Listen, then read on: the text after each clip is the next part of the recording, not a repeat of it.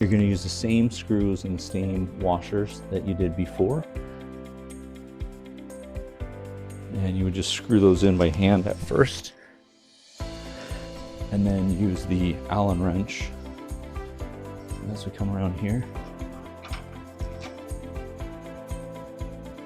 to tighten these up. So again, I haven't tightened everything. I'll do that at the very end. We've got the 3 down here and then the 3 screws up at the top. I'll start with just screwing them in by my hand.